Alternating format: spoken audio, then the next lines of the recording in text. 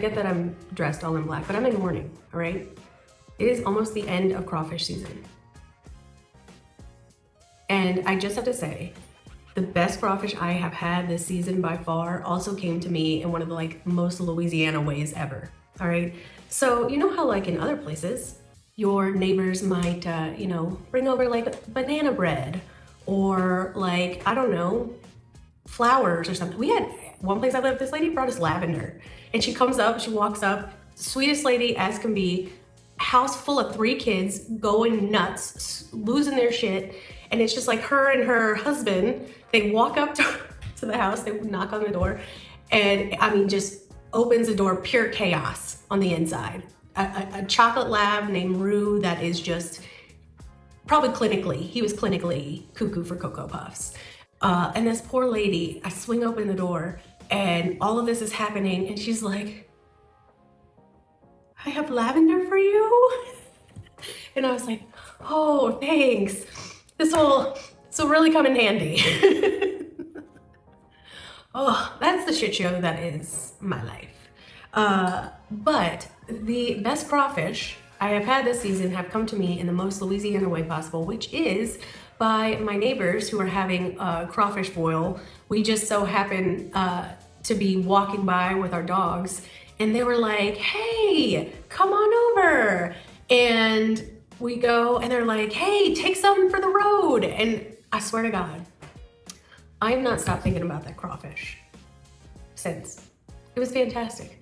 I don't know if it was the perfect blend of like sweet and heat and like juicy, or what I like to say, the heads were wet. If you know what I mean, you know what I mean. If you're a head sucker, you know what I mean, all right? And I promise, I'm not trying to be that dirty, but you know, it is crawfish. We don't call them mud bugs for a reason. So yes, I have been obsessively thinking about these crawfish. And then yesterday I saw my neighbors again and I was like a fucking crawfish fiend being like, so when y'all gonna do something? Again, I was like, I'll buy a sack, just let me know. I'll put my name on every little crawfish, I promise. Just toss them in. Fantastic though. But it was just such a Louisiana moment, you know, where it's like, you know, one place some lady's gonna bring over lavender and then look at my chaos and just be like, here you go. And then in another place here in Louisiana, it's like, oh, great. Come join the party, guys. And let me make sure you leave home with some crawfish. But see, that's the thing. That's what makes Louisiana so great, you know? And when I really truly mean the great state of Louisiana, and I say that, I really do mean it. Because it really, having lived all over, there's a reason I came back home. You know what I mean? And I think that is a big part of why when I see what's happening here, especially in St. Tammany Parish, but not just in St. Tammany Parish, just all around, it kind of breaks my heart to see how these politicians, the good old boys, you know, the oil and gas industry, all of those people are royally screwing over not just the people of Louisiana, but it's like, it feels like the heart and soul, you know? Because when I came back home, there was a lot of things that had changed, but there were a lot of things that stayed the same and not always in a good way. You know what I mean? And I think that's part of why I care.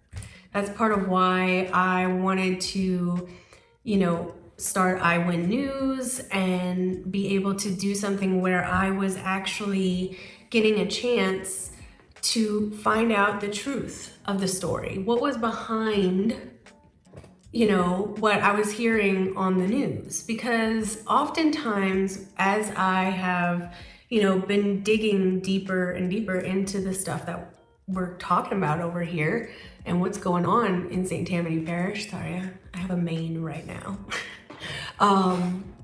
The more I dig into it, the more I want better for us. And that's not a bad thing. That doesn't mean that the parts that are great, like I would want to change, but it's the parts that really aren't great but like we're not allowed to say they're not great. Those are the things that I hope there could be some change around. Like, I always want to be able to go over to my neighbor's house and fiend for their crawfish. But I don't want my kids to be called the N-word on the bus. You know what I mean? And for those of you who don't know, I have brown children. My kids are biracial, and so there's a big part of me that owes it to them to better understand their experience, and also at the same time do what I can to use whatever platform, whatever, you know, way people perceive me, aka what I like to call white privilege, but I know that that's a hot button issue for some people, and it's really, I think we just need a better terminology for it for other people to understand it. But like, for me to be able to use what power I do have to make their world safer for them and for kids that look like them, you know? And the reality is, as long as we have the political games that we do in Baton Rouge, as long as we have, you know, the good old boys running the show over here, like, it will always be an unsafe world for them here. And that's really hard as a parent to kind of take in. And I get people will say like, oh, we would never do that. We would never, and all of this stuff. And you're probably 1,000% right. You might not ever do that. But the problem is around here is that it is okay on some level. You know, like, look at the schools in New Orleans. Like, they're largely still segregated in New Orleans, which, by the way, I watched Edna Carr. Oh my God, their graduation, like, celebration and everything was so freaking good. The whole time I was just like, yeah, see, we white people would have messed that up. Somebody would have complained. Somebody would have been like, the drums are just too loud. You know, like, someone would have been like, that's just so inappropriate. But they were fantastic. Man, I watched that thing like 10 times, not gonna lie, because it was just so good. It was so good to see people in moments of pure joy and being able to express it. And damn, like, that's the problem in a lot of ways around here, like on the North Shore in particular, is because it's like run by a bunch of Christian nationalists and cosplaying Christians around here, that they just don't know how to allow people to express pure joy without it being like, oh my God. So St. Tammany Parish is broke as a joke. Now, is it funny? I mean, personally, not to me, on some level. But I do find it hilarious that the richest, sometimes most uppitiest, and when I say most uppitiest, first of all, not a word, but also, like, the most uppity people here are usually the people that are in the good old boy club, you know, because they feel like some semblance of power. And so they tend to be what I would call a snooty booty, all right? And it's funny to me because, like, all these little snooty booties around here, you know, are largely, in my opinion, one of the biggest reasons why the parish is broke as a joke. You know, all of these geniuses of industry and these experts are largely a big reason why St. Tammany ain't got no monies, all right? Granted, there are a couple of different factors, okay? I'll be fair. There are a couple different factors that are a part of the financial struggles here in St. Tammany Parish. And a lot of it comes from mismanagement. A lot of it comes from people who do not want change in order to maintain power. And a lot of it comes from the fact that we desperately have a very outdated parish charter, aka like it's like our parish constitution, we absolutely have an outdated one that doesn't fit the needs of our parish. However, that's like one part of it.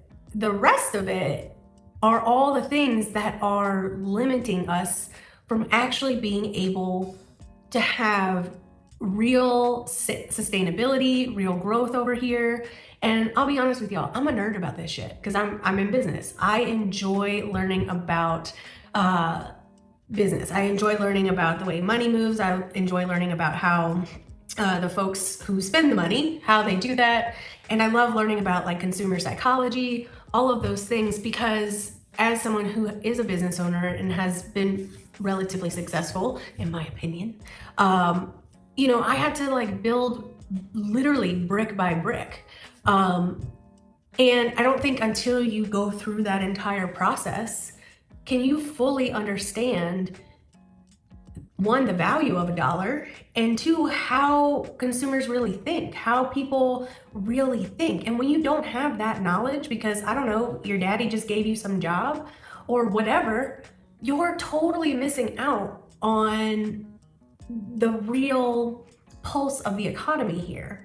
And as a result of that, I think that that has a big contributing factor into why, you know, we are broke as a joke, and why people just assume that the taxpayer should just be the one to naturally make that gap, you know, because of course, when in reality, if you don't know what it's like to eat, you know, peanut butter and jelly sandwiches, you know, all day, every day, because your parents couldn't afford to like buy anything else, like you have no idea what is special.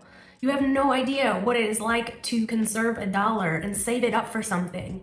And so you don't understand that people value money differently.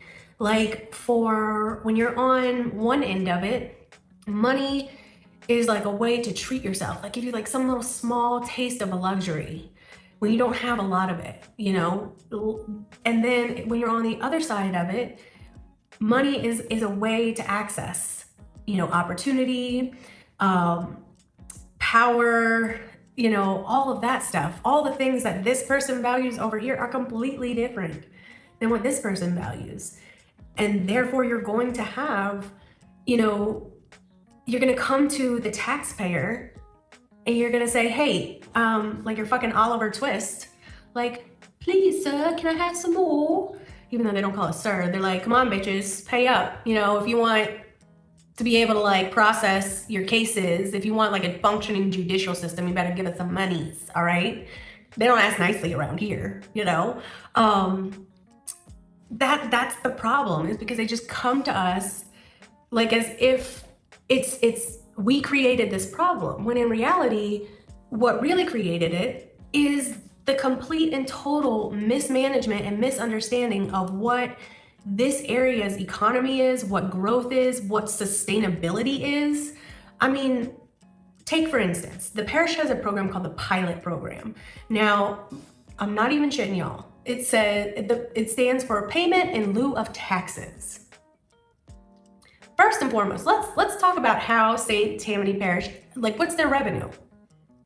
Taxes, sales tax, and property tax. Those are the two primary sources of revenue here in this parish. And you're gonna have a business development program called payment in lieu of taxes. And then when the parish is broke, no one's gonna bother to look at that.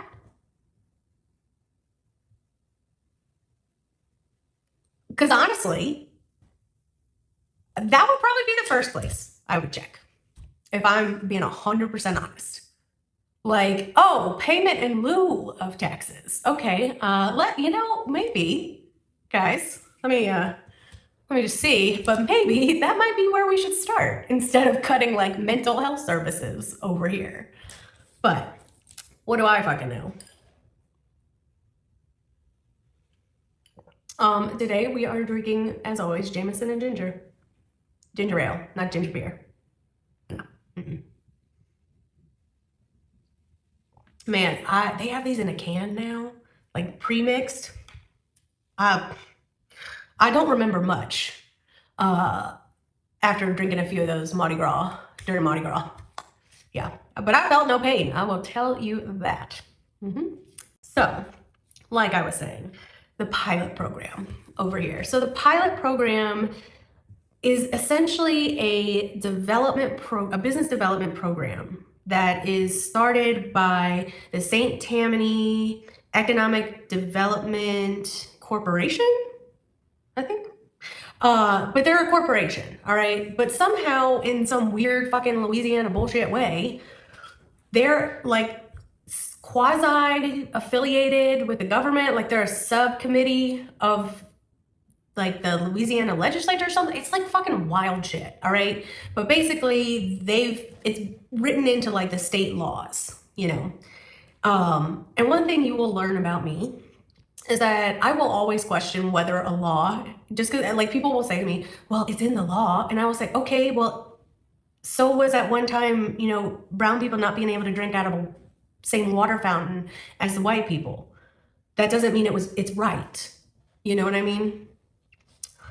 So I am always going to be questioning the rightness of a law, because I think like that's kind of always necessary, because once you just start taking everything at fucking face value, then like everything becomes, they can put anything in there and say, yep, well, it's the law, so you need to follow the law. Good God. Lots of those Karens around here. Now, where were we? Always. Yes, the pilot program. So somehow this program is quasi-affiliated. It's a corporation, but I believe a not-for-profit corporation. It's like a 501c6. It's basically a tax structure. But they're kind of considered a government entity, all right? And so because they're a government entity, they can't be taxed, all right? But they're not a government official. They're not elected. They are somehow mysteriously appear onto these boards. And granted, I know people are gonna be like, oh, well, there's actually this, and this process. Okay. And when I tell you how much power these people have, it'll blow your mind, because I was reading through the minutes recently of, I believe, the January meeting, because that's the only ones they have updated in 2026 for this pilot program.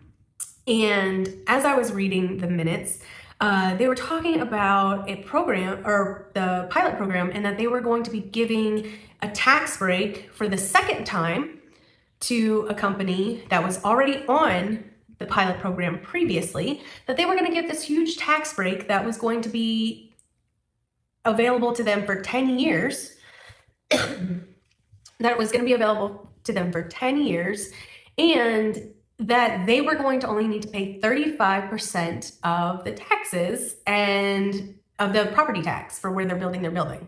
Y'all, listen, I got ADHD, and so we ping pong around. So I apologize.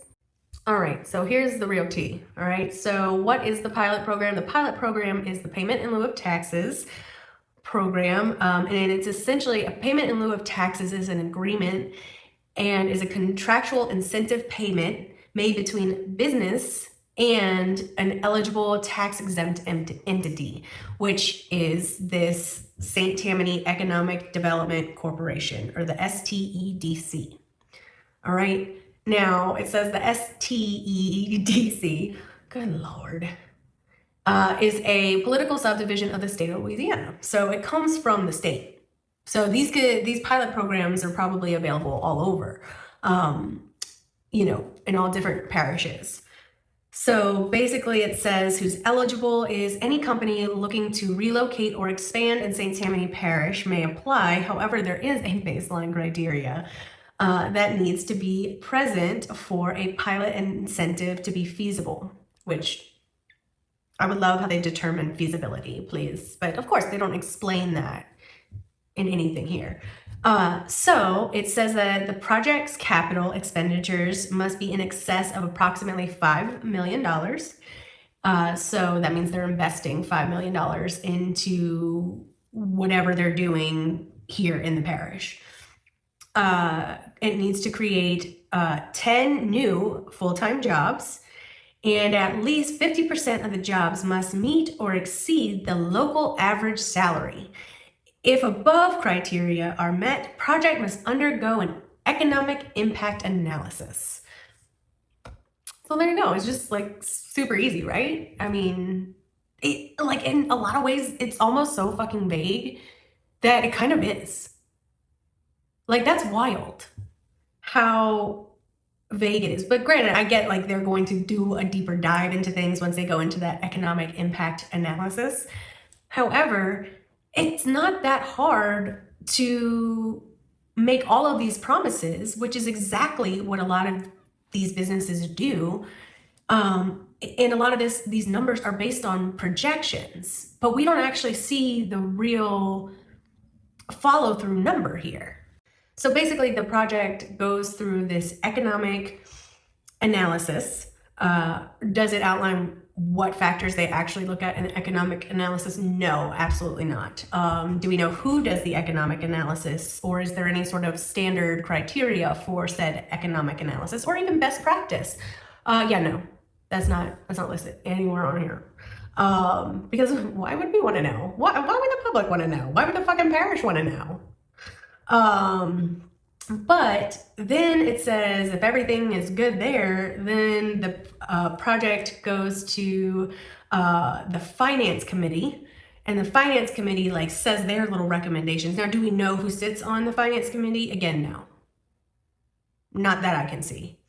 And then it goes to the board of commissioners. Now, we do know who the board of commissioners are, and let's just say in my deep dives of the good old boys in St. Tammany Parish, and by good old boys, it's not just all boys. There's some girls in there. They are like the who's who of the good old boys, in my opinion. The board of commissioners at this corporation. So then the company may be asked to make a presentation in front of the board. Ooh. But then what's interesting is that the STEDC takes ownership of the project's assets from the company and leases it back to the company based on predetermined terms, including the pilot payments and annual administrative fees.